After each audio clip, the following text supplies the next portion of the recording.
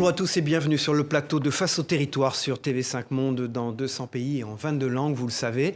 Ce matin, mon invité dans Face au territoire, c'est Prisca Thévenot. Bonjour. Bonjour. Vous êtes la porte-parole du gouvernement et vous êtes ministre déléguée au renouveau démocratique. Et vous savez que cette émission se réalise en coproduction avec nos partenaires de Ouest France, de Nice Matin, de 20 minutes, de France Antilles, du magazine Le Point et du magazine Géostratégie.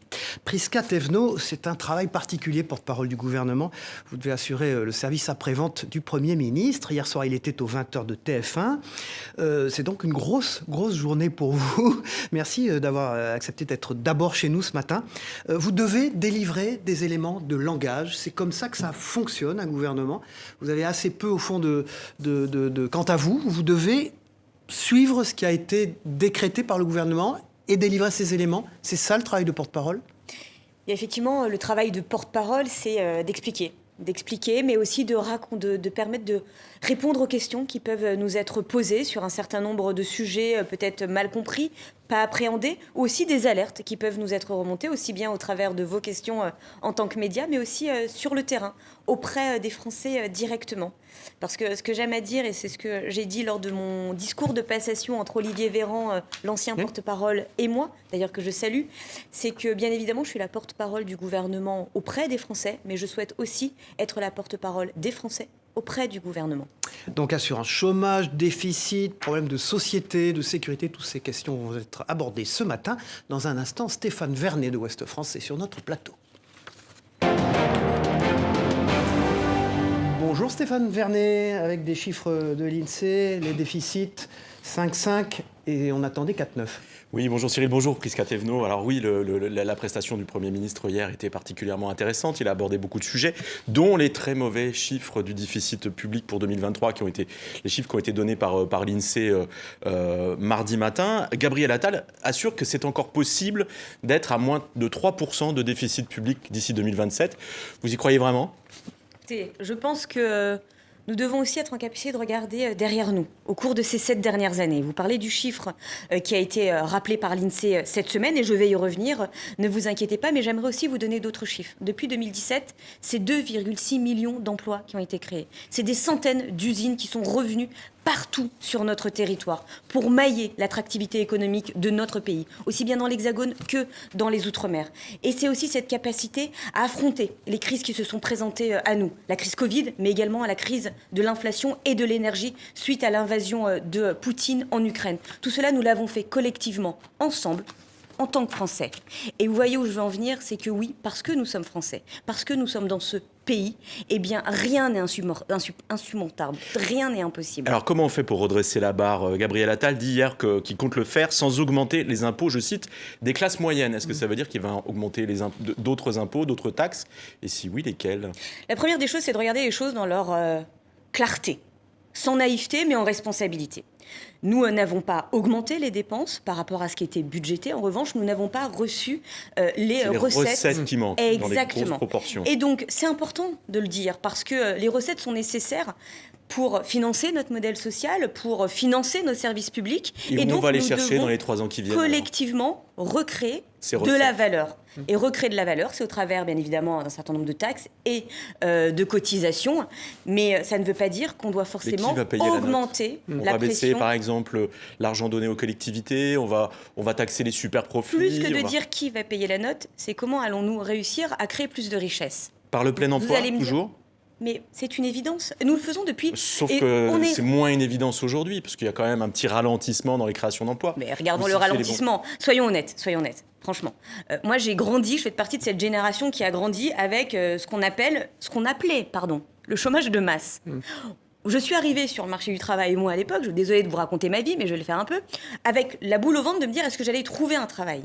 Pas parce que je manquais de diplôme, pas parce que je n'avais pas envie, mais parce qu'il y avait une réalité économique à l'époque qui a duré pendant longtemps en France, c'est qu'il y avait le chômage de masse. Ça fait 7 ans qu'on n'entend plus parler du chômage de masse. Oui, mais là, Et donc, oui, les chiffres marquent le pas. C'est quand même cette année, sur les créations d'emplois, sur le chômage. Nous sommes légèrement au-dessus de 7%, oui, il faut le regarder. Et ça nous oblige à continuer, à accélérer les réformes pour continuer à lutter contre le chômage. Alors, notamment... Et pas simplement pour le pays, mais aussi et surtout pour les Français au quotidien. Être au chômage, c'est accepter d'être dans une précarité que beaucoup ne supportent plus. Et donc, il faut l'entendre. Alors, Gabriel Attal, hier soir, a dit qu'il était question de faire une vraie réforme de l'assurance chômage. Ça veut dire quoi? Ça veut dire que les précédentes réformes de l'assurance chômage, elles étaient en carton? Non. Pardon, vous le savez, et Gabriel et moi, nous sommes engagés derrière Emmanuel Macron depuis 2016. Nous portons le projet présidentiel, nous l'avons tracté, nous avons collé. Donc nous sommes complètement alignés et donc nous allons accélérer les réformes. Et c'est bien ce qu'il a présenté hier. Donc réduire la durée d'indemnisation, réduire les conditions durcir les conditions d'accès au chômage, c'est ça, une vraie réforme de l'assurance chômage? Le cadre présenté, il faut regarder les indicateurs sur lesquels on peut effectivement pouvoir travailler. Il y a 3 types d'indicateurs. La durée d'indemnité, la durée de cotisation et le montant de l'indemnité. Vous allez jouer sur les 3 ? Sur le dernier volet, il s'est exprimé hier et il a dit qu'il n'y était pas favorable. Maintenant, il y a une autre réalité en parallèle, c'est que nous avons les organisations syndicales qui sont en train de travailler sur ces sujets, qui ont demandé un délai supplémentaire. Donc sur la base de leur retour qui arrivera le 8 avril, nous allons pouvoir effectivement mettre en place une réforme. Comment on fait enfin, je comprends bien l'idée de relancer le plein emploi, de réformer l'assurance chômage, d'accord, mais continuer à aller vers le plein emploi. Alors, de continuer à aller vers... Mais qu'est-ce que vous faites avec les seniors, les plus de 50 ans comme moi? Moi, si je perds mon job demain, comment je fais pour retrouver un job à mon âge? Que tout le monde se rassure, vous n'avez pas perdu votre job, il n'y a pas d'annonce. Vous voyez bien que là, sur les seniors, il y a un vrai point de frustration. Vous savez, c'est un sujet extrêmement important, mais c'est un sujet qui a touché de nombreuses familles. De nombreuses familles sont touchées par cela et donc nous pouvons en parler et en témoigner, que ce soit nos parents, que ce soit nos oncles, nos tantes, nos voisins, etc. Le sujet de l'emploi de ce qu'on appelle les seniors, j'ai du mal un peu avec ce terme parce que vous entendez bien. Vous avez raison. À 50 ans, on n'est pas senior, mais de l'emploi après 50 ans, ou même voire après 45 ans, est un sujet que nous ne découvrons pas puisque nous en avons parlé notamment au travers de la réforme des retraites l'année dernière pour lutter contre les carrières pénibles et être cette capacité de se reformer sur la fin de sa carrière pour pouvoir retrouver un emploi au regard aussi de ses liens pro-perso, mais également de sa capacité à faire tous les jours. C'est Prisca Thévenot, la porte-parole du gouvernement, qui est notre invitée ce matin dans Face au territoire. C'est la tradition de cette émission. Chaunuc est dessinateur, éditorialiste à Ouest France, dont Stéphane Vernet est le rédacteur en chef délégué, a une question à vous poser sous forme de dessin. On l'écoute. Prisca Thévenot, bonjour. Après les attentats de Moscou revendiqués par l'État islamique, à l'heure où Michael Paty voudrait que la responsabilité de l'État soit reconnue, estimant que l'assassinat de son frère aurait pu être évité, le proviseur du lycée Maurice Ravel à Paris, menacé de mort parce qu'il avait demandé à des élèves de retirer leur voile, a quitté ses fonctions. La fermeté affichée par la ministre de l'Éducation nationale ne masque-t-elle pas, en fait, un renoncement face à la progression de l'islam politique? N'ayons pas de pudeur et disons les choses telles qu'elles existent. Oui, il y a une menace islamiste en France. Et oui, notre pays a tristement été victime de ces menaces, au travers d'attentats, au travers de nos enseignants, au travers de menaces au quotidien. Et face à cela, ne nous trompons pas de coupables. Les coupables sont les terroristes islamistes. Et par rapport à cela, oui, au-delà des mots, nous devons avoir des actes. Dès 2017, nous avons mis en place un certain nombre de mesures, de réformes, déjà renforcer nos renseignements territoriaux, mais c'est important de le rappeler. On va y venir avec la prochaine interview Armelle Le Goff. Très bien. La une de Ouest France. L'Europe et la France face au défi des Outre-mer ce matin. Bien, merci. Merci Stéphane Vernet. Vous dirigez la rédaction de Ouest France à Paris. Dans un instant, Armelle Le Goff, directrice adjointe de la rédaction du Point sur ce plateau. Justement, Armelle Le Goff. Oui, je voulais revenir sur le chef de l'établissement parisien, Maurice Ravel, qui a quitté ses fonctions par sécurité. Est-ce que l'État a été à la hauteur dans cette affaire ? Et je le redis, mais effectivement, merci de poser la question. Je pense que nous ne devons pas avoir peur des mots. Il n'y aurait rien de pire que de ne pas nommer les choses. Nous avons une menace islamiste en France. Et oui, nous avons été meurtris par des attentats terroristes, aussi bien de grande ampleur, mais également par, malheureusement, des drames absolus. Mais la dans décapitation ce cas précis, de professeurs. Le rectorat a évoqué des convenances personnelles pour son départ, au départ. Vous avez tout à fait raison, madame, et je réinsiste. ne taisons pas les choses. N'ayons pas de pudeur mal placée qui viendrait... Donc le rectorat n'aurait pas dû communiquer de cette façon. Je vous le dis, nous devons assumer que oui, il y a eu une menace et c'est la raison pour laquelle le Premier ministre ne se dérobe pas. L'État porte plainte. La ministre de l'Éducation, Nicole Belloubet, est-ce que tout le monde est bien aligné au gouvernement sur ces questions ? La ministre de l'Éducation, Nicole Belloubet, parlait, quand elle était ministre de la Justice, répondait à une interview sur Europe 1 en disant « L'insulte à la religion, c'est évidemment une atteinte à la liberté de conscience », évoquant pratiquement un délit de blasphème. Comment c'est possible qu'un ministre, à l'époque, puisse tenir de tels propos et qu'aujourd'hui, cette personne soit ministre de l'Éducation avec de tels sujets à porter ? Excusez-moi, je pense que pour aller au bout de cette remarque tout à fait pertinente, il faut pouvoir aussi rendre la lumière et mettre la lumière sur ensuite, elle s'est expliquée sur ses propos et elle s'est excusée. Elle s'est excusée. Donc je pense qu'aujourd'hui, le pire qui puisse nous arriver, c'est que nous n'ayons pas une voix unie et soudée à l'endroit de celles et ceux qui nous menacent. Ne nous trompons pas. Les seuls et uniques coupables dans tout cela, ce sont les terroristes islamistes. Ne nous laissons pas diviser. C'est ce qu'ils cherchent en fait. C'est ce qu'ils cherchent. Ne tolérons pas ça. Est-ce que le gouvernement a conscience que les personnels de direction sont extrêmement démunis face à ces situations ? Ils ont manifesté début mars. Ils continuent à exprimer leur désarroi. Qu'est-ce que le gouvernement peut faire pour les aider, pour les soutenir ? Continuer à renforcer les moyens. Déjà, je le disais, les renseignements territoriaux ont été largement remobilisés dès le début de la présidence d'Emmanuel Macron en 2017, avec aussi un certain nombre de lois, la loi notamment SILT, mais également la loi renforçant les principes républicains, et puis aussi avec aussi plus de bleu pour pouvoir être en sécurité dans notre pays avec une justice adaptée. Sur les établissements plus particulièrement, il y a un renforcement de la sécurité avec des dispositifs d'alerte qui ont été mis en place, notamment à Dijon, qui ont été mis en place et qui ont permis d'éviter un drame absolu. À Paris, il y a eu des cyberattaques sur les messageries des établissements scolaires. Avec des messages terribles sur les... Extrêmement violents. Oui. On sait que Daesh cible particulièrement les écoles et l'éducation nationale. Donc il y a une conscience de cet impératif de sécurité. Mais pourquoi ils ciblent notre école ?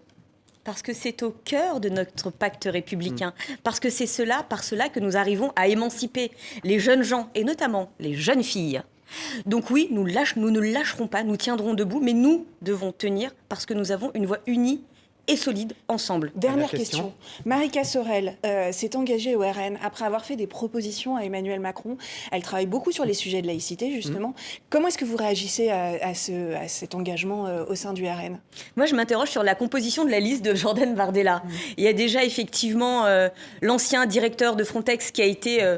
de prier de partir de Frontex pour mauvais comportement et mauvais travail, qui se retrouve, boum, recasé dans la liste de Jordan Bardella. Malika Sorel, maintenant, qui effectivement a tapé à toutes les portes, aucune porte ne s'est ouverte, et bim, recasé Jordan Bardella.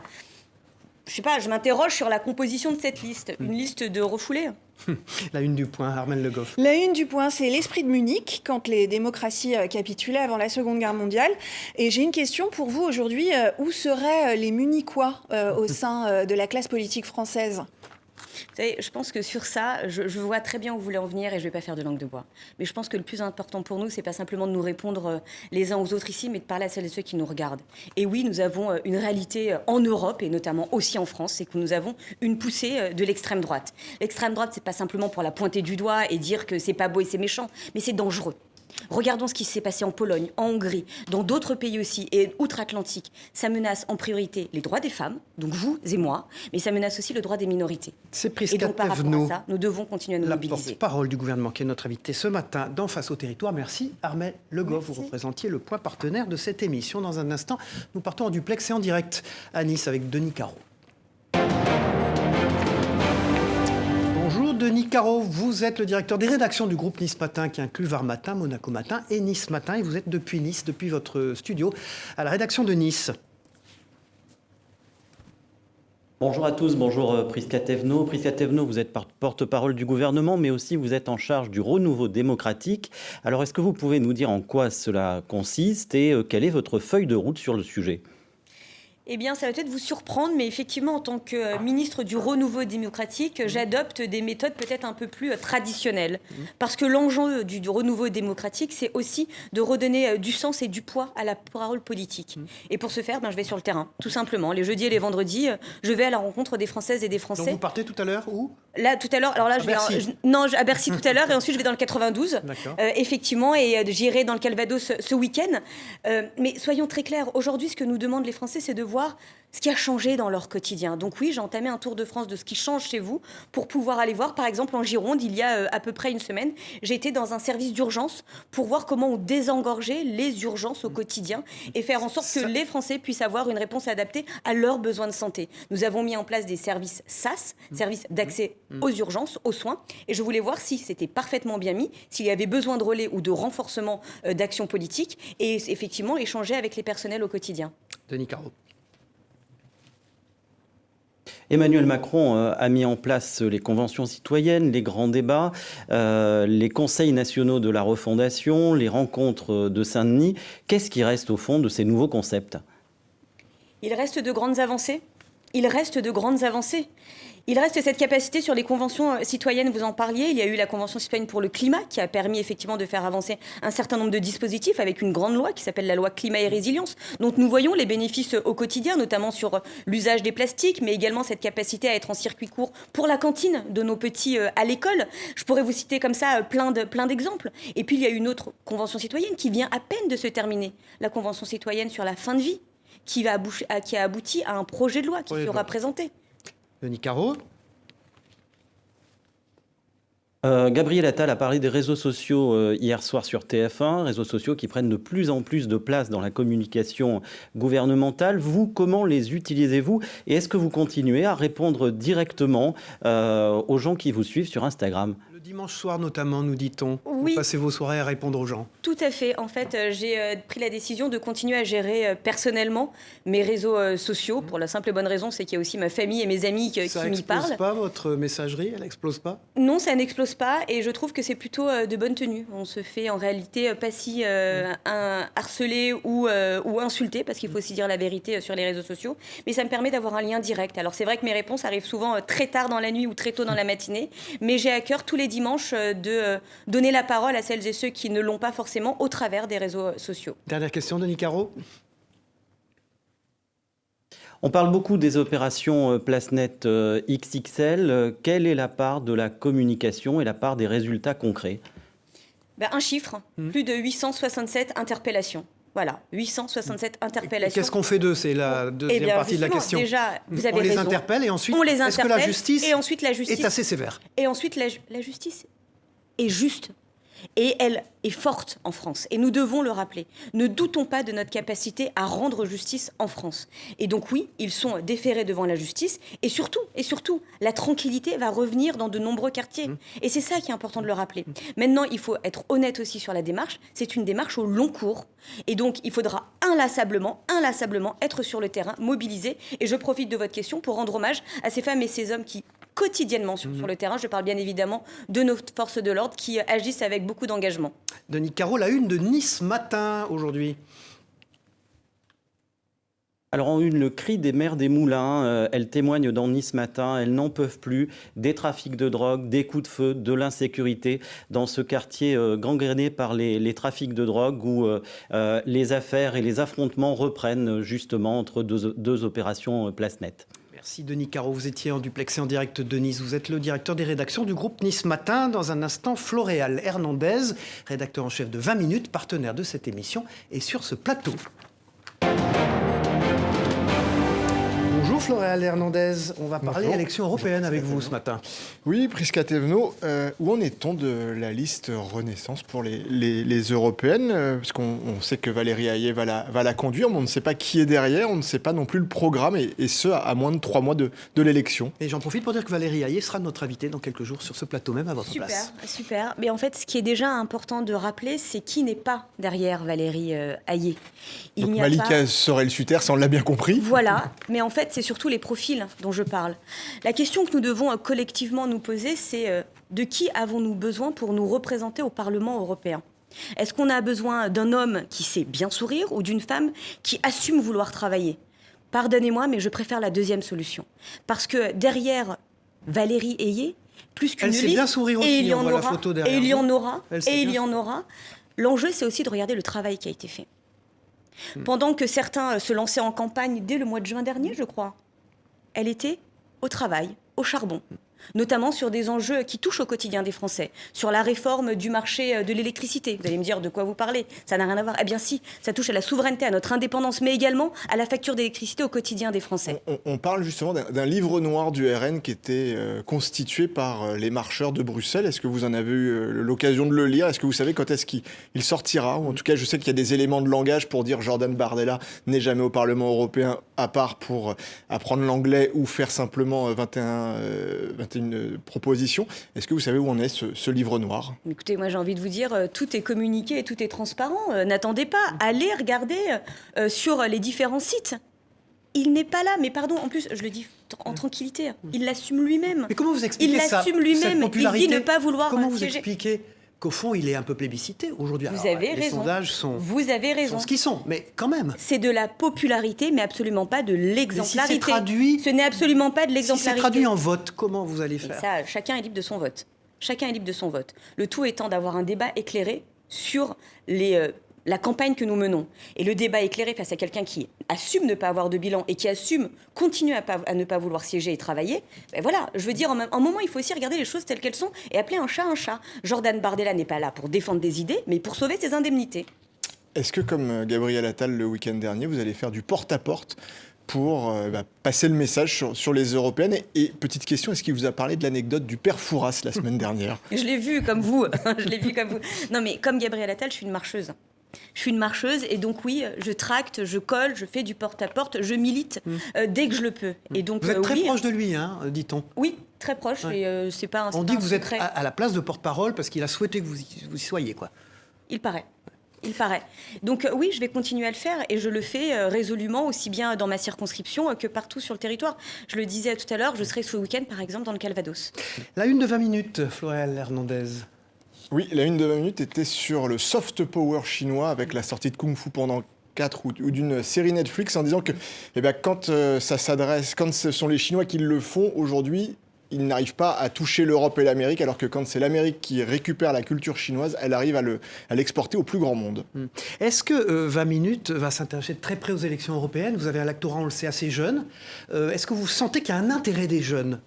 C'est important ce que disait Prisca Thévenot. Est-ce que les jeunes vont se mobiliser sur cette élection? On ne les a pas encore sollicités dessus. C'est prévu avec notre panel Moi Jeune. Oui. Voilà. Après, oui, on va s'y intéresser parce que ça fait partie de notre... on est un peu un service public. Étant gratuit, on est un peu un service public et on se doit de parler des européennes et en tout cas de donner au plus grand nombre les tenants et les aboutissants de celle-ci. Peut-être rappeler une date, le 9 juin. Le 9 juin et un seul tour. C'est important de le dire. Il n'y aura absolument. Floël Hernandez, rédacteur en chef de 20 minutes. Merci. On va partir pour les Antilles. C'est Prisca Thévenot qui est notre invité ce matin, la porte-parole du gouvernement et ministre délégué au renouveau démocratique. On va y revenir tout à l'heure. On part à Fort-de-France où Cyril Boutier, le directeur éditorial de ce partenaire de Face au territoire, a une question à vous poser. On l'écoute. Bonjour Prisca Thévenot. En visite ces derniers jours en Martinique et en Guadeloupe, le ministre délégué au transport a jugé sur place que le prix des billets d'avion entre l'Hexagone et les Antilles était, je le cite, pas si excessif. Pourtant, à 1000 ou 1200 euros le billet par personne en classe éco, il est évident qu'il a provoqué un tollé tant dans la population que parmi les élus. Des élus qui proposent un service public du transport aérien entre les Antilles et l'Hexagone, et plus largement avec les territoires d'outre-mer. Ces élus seront-ils entendus ? Alors, est-ce que c'est pas le sens, la question, est-ce que c'est pas un décalage entre les gouvernants et ceux qui ont la vie quotidienne à gérer ce prix des billets d'avion qui lui apparaît pas très cher, qui objectivement nous apparaît même à nous tous très cher? Je crois que vous avez la réponse dans votre question. Oui, c'est conséquent comme budget. C'est conséquent comme budget et je vais pas vous servir des éléments de langage pour vous expliquer par A plus B que ça ne serait pas conséquent. En revanche, ce que je suis venue vous apporter aussi, c'est des réponses à des solutions immédiates. Il y a une agence qui s'appelle l'Agence pour les Outre-mer, des Outre-mer, pour la mobilité, qui s'appelle l'ADOM, donc on peut aller sur Internet pour le voir, et qui apporte des solutions très concrètes, notamment à l'endroit des étudiants, à l'endroit des personnes qui voudraient se former ou trouver un travail qu'ils ne pourraient pas trouver dans leur territoire et qui auraient besoin de venir dans l'Hexagone ou en Europe. Et donc ça, c'est concret. Donc je vous invite à aller regarder.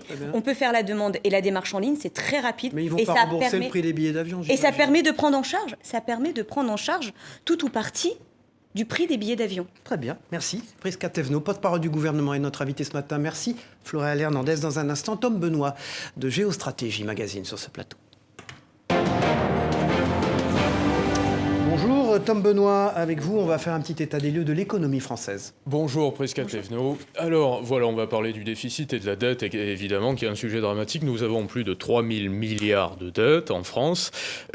Qui achète cette dette ? Qui sont les acheteurs des titres obligataires ? Mais attendez, je pense qu'on va, on va regarder aussi les choses telles qu'elles sont aujourd'hui. Oui, nous avons un enjeu de dette. Nous avons un enjeu de la dette. Mais regardons aussi de quelle dette parlons-nous ? Non, mais la dette publique, la dette qui est émise par l'État, qui l'achète ? Qui sont les prêteurs ? Des fonds étrangers ?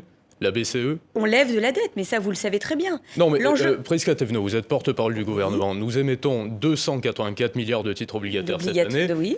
L'agence France Trésor va devoir trouver des preneurs pour cette dette. Oui. Qui sont-ils ? Des fonds chinois, américains ? La Banque centrale ? Encore une fois, je pense que sur ce sujet-là, nous verrons. Maintenant, l'enjeu que nous avons à regarder... Non, je pense qu'il ne faut pas regarder, il ne faut pas lever les yeux au ciel. Moi, je suis aussi là pour vraiment parler de façon... Non, mais nous verrons. Enfin, les réponses seront apportées. Laissez-la répondre.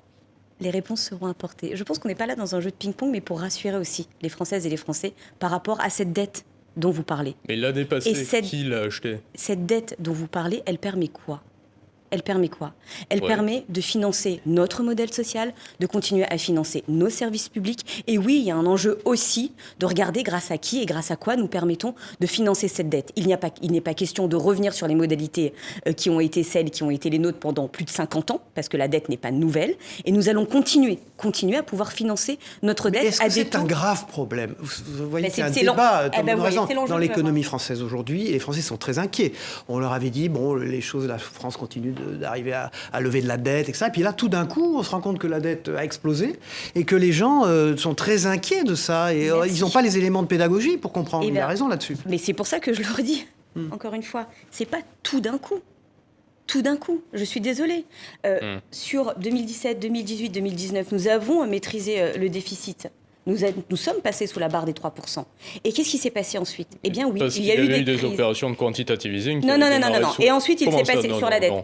Je vais finir ma phrase, si vous permettez, monsieur. Je peux vous poser une question, tout de même. Alors, allez-y. Voilà, il y avait eu des opérations de quantitative easing qui avaient démarré en 2015 et qui ont permis de financer le train de vie de l'État, si je puis dire. Le régalien, l'assouplissement quantitatif, c'est-à-dire l'achat de titres par la Banque Centrale Européenne, qui est la Banque Centrale de la France également. Pourquoi on a augmenté le poids de la dette au cours des dernières années ? C'est pas simplement par des opérations financières. Enfin, pardon, il y a eu la crise Covid, il y a eu la crise de l'inflation. C'était avant la crise Covid, 2015. Non mais attendez, c'est pour ça le QE, ça a démarré en 2015, le quantitative easing sous l'ère Draghi. 2015, pardon, excusez-moi, je le travaille Covid, dans le privé. C'est 2020. Laissez-la parler, s'il vous plaît. Je veux bien répondre. Oui, bien sûr. Je veux bien répondre sur le sujet de la dette, mais je pense qu'il faut avoir la même cohérence de questions du début à la fin. Oui. Je vous le redis encore une fois et je vais essayer de terminer juste 2 phrases. Je vous en prie. Merci, monsieur. Donc, en fait, en 2017, nous sommes arrivés effectivement avec Emmanuel Macron en 2017. Ça ne veut pas dire que nous nous lavons les mains de ce qui était fait avant. Justement, nous avons regardé la situation et nous avons réduit le déficit en 2017, 2018, 2019. De quelle façon ? Ensuite, eh bien, effectivement, en regardant les dépenses et les recettes, de façon assez évidente. Mais quelles dépenses aviez-vous réduites à ce moment-là pour arriver à 1% de déficit ? Quelle était la recette alors ? C'est plutôt quelle recette ? Il y avait plus de recettes. Bah oui, ça s'appelle lutter contre le chômage de masse. Très bien. Aujourd'hui, il y a un problème de dépenses ou de recettes. Et quelles sont les recettes qui vous ont manqué principalement ? Je viens de vous le dire. Nous avons eu un sujet effectivement de dépenses. Mais sur les dépenses, nous avons pu limiter cela avec 8 milliards en moins. Mais sur les recettes, nous avons effectivement eu un manque qui arrivait extrêmement important. Et par rapport à cela, eh bien oui, nous devons regarder comment nous continuons en tant que Français à créer plus de richesses. Voilà, pour être sérieux, le 2,8-10 ans français, je suis sérieuse, monsieur, bien sûr, oui, se maintient à 2,8 aujourd'hui. Donc ça veut dire que les marchés ne sont pas affolés. Donc là, je vais dans votre sens, à la rigueur, on peut se dire effectivement, on n'a pas de raison d'être inquiet puisqu'il y a des acheteurs sur les marchés et les taux ne s'envolent pas. Seulement, on sait ce que c'est, il y a un délai d'inertie, donc les taux vont probablement s'envoler. Est-ce que dans l'état d'esprit des marchés, il y a une petite lueur qui est, mais quoi qu'il en soit, le gouvernement pourrait taxer les super profits également, donc même s'il y avait de potentiels défauts de paiement, il y aurait de l'épargne à saisir, et le gouvernement français pourrait malgré tout payer la dette de la France. Vous me posez une question pour me mettre dans l'état d'esprit des marchés, Avec lesquels vous coopérez. Moi, je suis porte-parole du gouvernement et ma responsabilité, c'est justement de faire en sorte qu'il n'y ait pas de mauvaise compréhension sur la façon dont nous menons les politiques publiques pour justement ne pas être, pour reprendre votre propre terme, en défaut de paiement. Oui. Et donc, en responsabilité, le Premier ministre a anticipé et a fait une annulation de dépenses de 10 milliards d'euros. Parallèlement à ça, C'est très peu, c'est dérisoire. parallèlement à ça. Par rapport au déficit. Donc qu'est-ce qu'on fait? On arrête d'investir dans l'école, on arrête d'investir Ça dans nos représente forces de l'ordre. combien le régalien en milliards? Non mais Oui. Bon. Là, tant une pis. géostratégie, s'il vous plaît. Que se produirait-il si la France quittait l'euro? Alors le système européen passait au crible, le système Target 2, la dette publique également, qui est une grosse problématique. Nous avons 360% de dette par rapport au PIB dans le monde et la situation semble littéralement ingérable. Merci Prisca Thévenot, merci Cyril Tom Viguet. Benoît, directeur de la rédaction de Géostratégie. Dans un instant, Demet Korkmaz de TV5 Monde sur ce plateau. Bonjour Demet Korkmaz, vous êtes journaliste à la rédaction internationale de TV5 Monde. On va aborder des sujets internationaux, notamment les accords de libre-échange. Absolument. Emmanuel Macron est en ce moment en visite au Brésil. Le président français estime que le Mercosur est un très mauvais accord et qu'il faut en bâtir un nouveau. A contrario, il vante les vertus du CETA. Mais en quoi le CETA a un bon accord, Prisca Thévenot, quand le Canada, par exemple, utilise de la farine animale alors que c'est interdit en Europe et en France depuis la vache folle? vous avez tout à fait raison. Déjà, les accords commerciaux ne se ressemblent pas les uns aux autres, sinon de façon très simple, ils n'auraient pas d'ailleurs des noms différents. Sur le sujet du CETA, vous précisez de façon très claire qu'effectivement, il y a des façons de mettre en place nos élevages, nos produire, etc., qui ne sont pas les mêmes au Canada et en France. Eh bien, pour cela, nous avons mis en place des clauses miroirs dans ce traité du CETA. Les clauses miroirs n'existent pas, ni pour la farine animale, ni pour l'utilisation des antibiotiques. Ni pour l'utilisation des antibiotiques, ni pour pas de réciprocité davantage pour les 42 pesticides utilisés par les agriculteurs et les producteurs Ces produits ne viennent canadiens. pas sur notre territoire. En êtes-vous certaine ? Et ensuite, je veux vous le dire aussi dans l'autre sens. Mais le CETA est appliqué depuis 2017 de manière provisoire. Eh bien, justement. Parlons peut-être avec à celles ces et mêmes ceux normes qui ne sont pas... Parlons justement, on en a beaucoup parlé, on leur a beaucoup donné la voix, et c'est très bien, à nos agriculteurs, à nos éleveurs, aux viticoles, à nos fromagers, ceux qui font la force et la fierté des sujets AOP. Eh bien, que nous disent-ils, eux? Qu'ils sont bénéficiaires nets de ces accords de CETA. Alors... Beaucoup, probablement en raison de l'inflation. Mais quand on regarde les volumes, quand on regarde les volumes, la progression, elle est marginale. Elle est de 1%, par exemple, pour le fromage. Pour le bœuf, il n'est pas encore énormément exporté en Europe. Mais le Canada a une marge de manœuvre de 65 000 tonnes. Mais vous voyez, vous venez de le dire, effectivement. Et vous avez raison. Encore une fois, on dit la même chose. Vous le voyez sur le bœuf, vous disiez... Le Canada n'a pas encore... Bon, il ne l'a pas fait. Donc, on peut pas dire qu'on est inondé de produits dangereux pour les Français sur notre territoire. Mais on ne peut pas réfléchir à l'instant T. Nous sommes d'accord, on ne peut pas réfléchir à l'instant T. On ne réfléchit pas à l'instant T, madame, puisque l'accord du CETA n'est pas mis maintenant en place. Ça fait 2 ans, donc nous voyons les choses. Depuis 2017. Voilà, depuis 2017. Vous avez raison, même beaucoup plus. Et donc, l'enjeu que nous avons aussi, c'est de regarder ce qui a été fait. Les filières parlent d'elles-mêmes et les chiffres que vous venez de rappeler parlent d'eux-mêmes. Maintenant, là où nous devons pouvoir aussi avoir une parole de transparence et de vérité perpétuelle et continuelle, c'est le cas de ces travaux qui vont avoir lieu. Quid de ces antibiotiques, de ces farines animales? Mais vous venez de le dire. Quid de ces 42 pesticides? Et alors, vous venez de le dire, madame, ils n'arrivent pas sur notre territoire. Alors, le Canada est très intéressé. Le Canada est très intéressé par l'Europe, puisque le Canada, il y a 2 ans, a déposé une demande auprès de l'EFSA, qui est l'autorité de sécurité sanitaire de l'Union européenne, pour permettre l'utilisation de l'acide perratique. L'acide perratique, c'est pour décontaminer les carcasses de viande. Que vont faire les agriculteurs européens lorsqu'ils vont voir arriver du bœuf? Si le Canada demande la levée, ou en tout cas l'acceptation, c'est que le Canada est probablement intéressé par le marché européen. Mais est-ce qu'on a dit oui? Probablement, mais est-ce que nous avons dit oui? Mais vous ne pouvez pas... Alors, pour le moment, l'Union européenne... mais enfin, il y a des précédents dans le passé. L'Union européenne, par exemple, a accepté que les États-Unis et même que le Canada exportent de la viande avec de l'acide lactique qui était aussi interdit en Europe. Donc, on n'est pas... préservé. Vous parlez des États-Unis ou du Canada. Vous me dites le Canada, si, ceci, etc. Beaucoup de conditionnels. Moi, je vous dis, faites-nous confiance. Faites-nous confiance. Nous sommes là tous ensemble pour protéger. Le Premier ministre part au Canada d'ailleurs, je crois, mi-avril. Il va voir son homologue. Protéger, bien évidemment. Pourquoi ne pas rediscuter les conditions du CETA, par exemple? Le président Emmanuel Macron le propose pour le Mercosur. Pourquoi ne pas revenir et imposer de vrais effets miroirs, c'est-à-dire de la réciprocité. Je pense qu'il y aura, et ça a été annoncé, il y aura bien évidemment une étude d'impact sur la mise en œuvre de l'accord commercial. Alors il y a déjà des études d'impact, et notamment sur le versant des produits phytosanitaires. En 2019, il y a eu un audit. En 2022, il y a eu un autre audit, 3 ans plus tard. Et finalement, l'Union européenne se rend compte qu'il y a énormément de défaillances dans les contrôles au moment du passage en douane. D'ailleurs, je rappelle que le CETA a aussi abaissé de 20 à 10% les contrôles à la douane. Il y a des défaillances qui n'ont pas été Je le dis encore une fois, vous pouvez parler de défaillances, mais vous l'avez vous-même dit, et je reprends vos propres mots. Nous avons très peu de produits qui viennent sur la filière bovine en France en provenance du Canada. Donc, pour le moment. Voilà. Donc, s'il vous plaît, ne cultivons pas une parole de peur et d'angoisse en permanence. Nous avons su faire face aux bénéfices de notre exception agricole française. Et ça, il faut en parler aux viticoles, aux agriculteurs, aux fromagers. Et nous allons pouvoir continuer à nous faire confiance, à nous défendre en tant que Français au travers de la voie européenne. Prisca Thévenot, vous mesurez, comme porte-parole du gouvernement, au fond, vous avez à répondre à toutes les questions et même, j'allais dire, à toutes les critiques. Vous les prenez. Comment ça se passe quand vous arrivez au ministère, à ce porte-parole-là, on vous dit tout va vous tomber dessus et il va falloir répondre à tout. Non. Vous avez une latitude par rapport à ces réponses. Vous devez vous enquérir auprès de vos collègues des éléments de réponse qu'ils font. Est-ce que c'est pas très compliqué au fond comme rôle ? Non, ce qui est compliqué. Vous avez vu ce matin, les questions sont légitimes et en même temps elles vous tombent dessus à vous. Toutes les questions sont légitimes et j'ai pas l'impression d'être malheureuse. Ce que je dis juste, c'est très compliqué d'apporter aujourd'hui de la cohérence et de la clarté et aussi un peu d'espoir et de justesse dans le propos quand on est en permanence sur du conditionnel, du si, du peut-être, etc. Est-ce que le contexte aujourd'hui n'est déjà pas assez suffisamment compliqué ? Nous sommes dans des instabilités importantes à l'endroit de nos démocraties occidentales.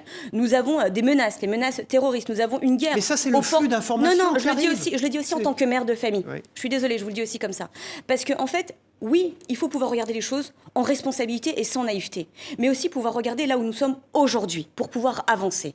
Et avoir des discours qui participent en permanence à dire que demain sera pire qu'aujourd'hui, ça n'aide pas. Aux réseaux sociaux, c'est dû au flux d'informations, au flot permanent qui nous arrive d'ailleurs de partout. Est-ce que ça a compliqué, au fond, votre exercice de porte-parole-là ? On peut dire que ça l'a compliqué. Moi, j'ai envie de dire que ça l'a peut-être aussi simplifié. Parce qu'aujourd'hui, l'information se diffuse largement et je trouve que c'est plutôt. Mais comment être crédible ? Bien. Comment vous pourriez être crédible, vous, par rapport à des spécialistes, quelquefois des pseudo-spécialistes qui interviennent ? Ça, je ne suis pas là pour juger. Ça, je suis pas là pour juger. Et mon enjeu aujourd'hui, c'est d'apporter de la clarté. Le Premier ministre est très populaire. Est-ce que ça pose pas un problème avec le président de la République ? Vous avez vu ces articles qui fleurissent un peu partout en disant il y a déjà des couacs entre l'Élysée et Matignon parce que Gabriel Attal est extrêmement populaire. Est-ce que vous ressentez ça, sa popularité au Premier ministre sur le terrain ? Est-ce que ça pose un problème par rapport au président ? Est-ce que le Premier ministre est populaire ? Je pense qu'on peut se dire collectivement oui. Maintenant, on doit aussi se rappeler comment Gabriel Attal est devenu Premier ministre. Grâce à qui il a pu avoir des responsabilités et progresser aussi dans son parcours et grâce au président de la République. Je le disais tout à l'heure, Gabriel Attal, mais comme moi-même, nous sommes des macronistes.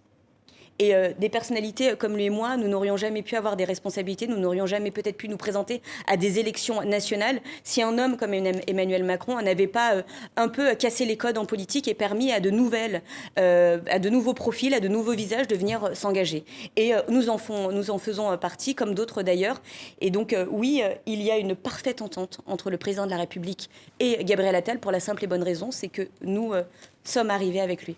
Vous parliez tout à l'heure de vos enfants, de votre vie de famille. Comment c'est compatible un ministère avec une pression comme ça en permanence, avec une famille, une vie normale, j'allais dire, même si ce terme. Alors là, on va être très clair. Je le dis et je le cache pas. C'est compatible pour moi parce que j'ai un mari féministe qui me laisse faire aussi beaucoup de choses, qui prend beaucoup de choses à sa charge, sans que j'ai à lui dire merci toute la journée.